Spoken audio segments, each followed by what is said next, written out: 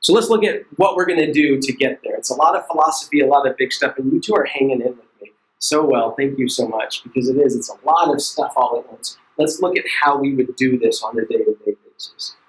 First of all, Monday through Thursday would be what we call class days, although, as we said, completely untraditional class days. We would be working through your projects. We would start as a group. We start in with wellness, mindfulness, meditation, and we move into an accounting, which would just be, what are we doing today? Why are we doing it? How are we doing it? A little bit of talk time so that we can understand where everyone is. And at that point, I can't tell you what we do next on Monday through Thursday, because that's the magic that we will develop together. And we'll talk about the structure that the facilitators and teachers will run behind the scenes of that magic. But for the most part, you're working Mondays through Thursdays. Fridays are by design community days. You might be working on service projects. We will meet together. At the beginning of the day, we develop or we talk about and discuss community issues. One of you is elected to the board of trustees of the school. We don't have student council.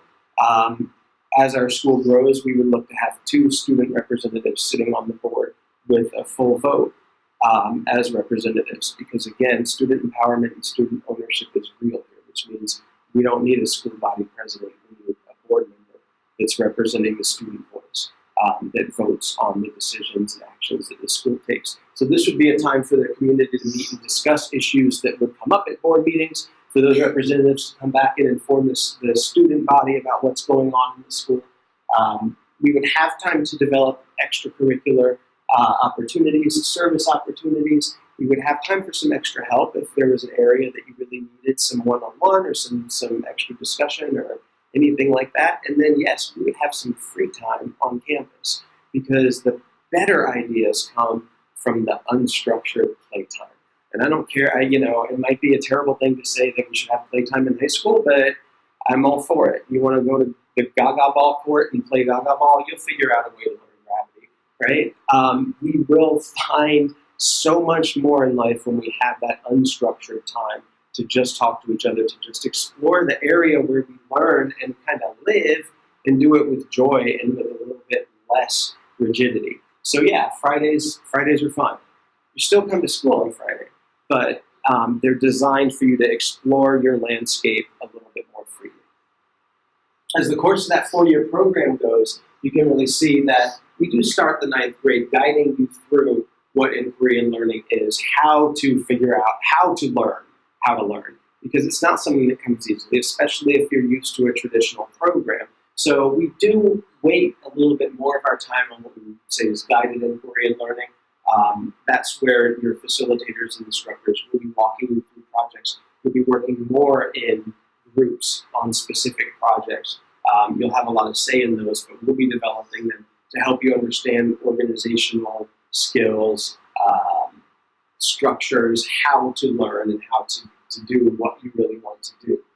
There will still be a good chunk of time where you will be pursuing independent projects that you develop and devise on your own with the support of your teachers.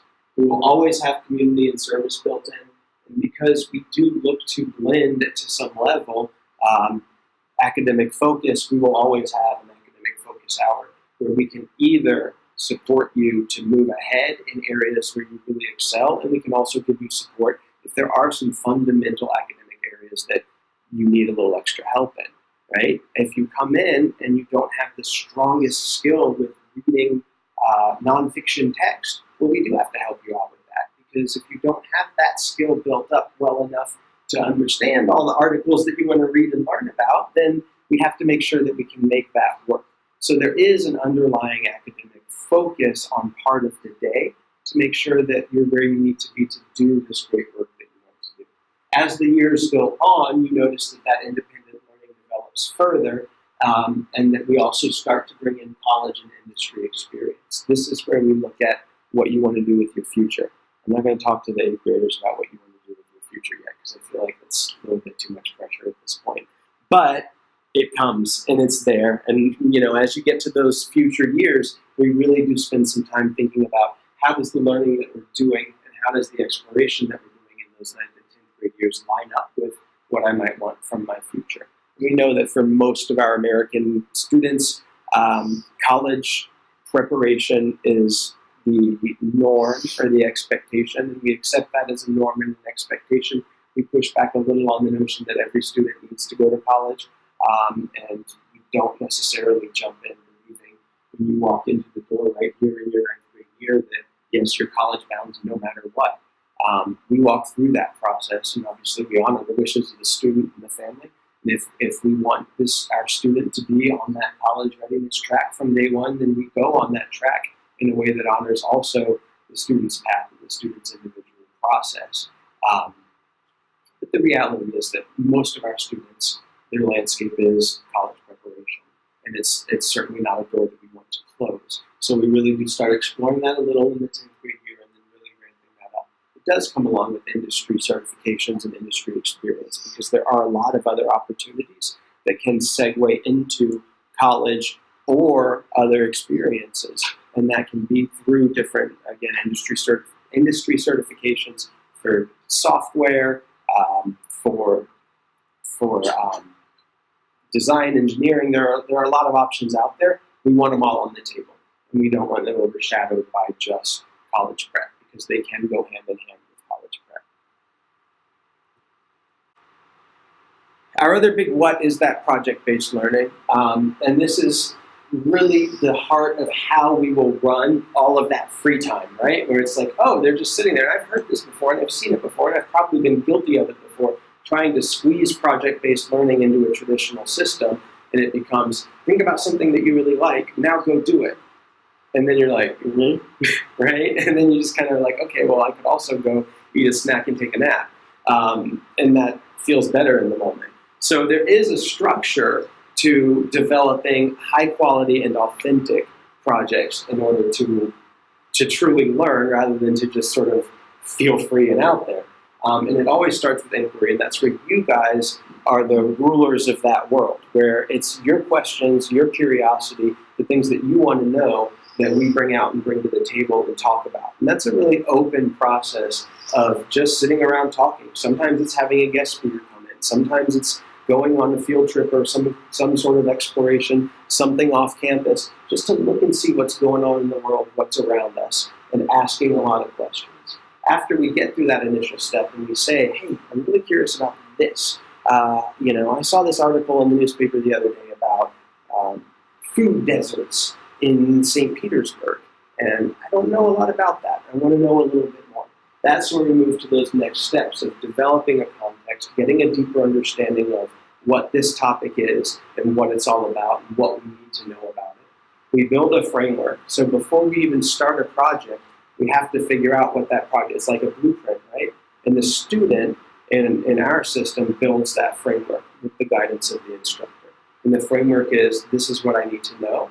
This is the product or the outcome that I want to have from this. And these are the steps that I will need to take in order to learn this and to develop this product or outcome. From there, they spend a lot of time learning, and that's building the knowledge and understanding and skills that you need to be able to develop these projects and to be able to say, okay, if I need to know what a food desert is and if I need to know what my community's food deserts look like, I need to read up on that a little bit. I need to go down there and see those areas on a map and physically in real life. I need to develop the knowledge, understanding, and skills. That's where you do a lot of the real work, and you start to really do all that hands-on learning.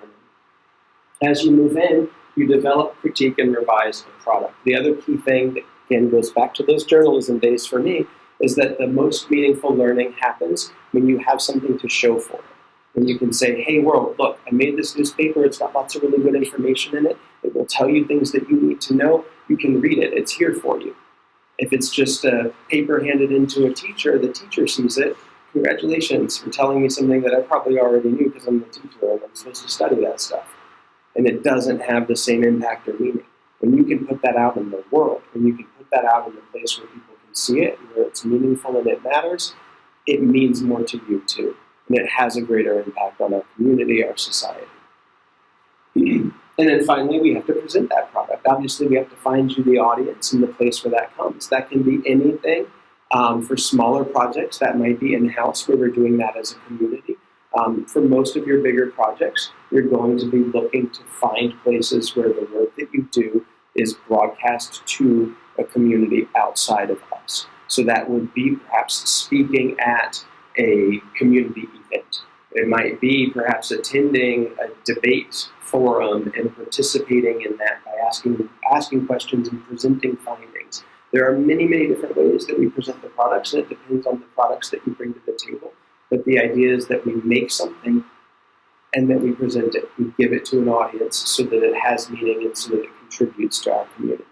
Throughout all of that is the sharing, the discussion, the reflection, where we sit down together and say, oh, this is what I've been working on. This is really working. Or this is not working very well at all. I need to really rethink this. And where we bounce the ideas off of each other and where we work together to make sure that what you're doing is working for you and is achieving the result that you're wanting and that you're learning as we go.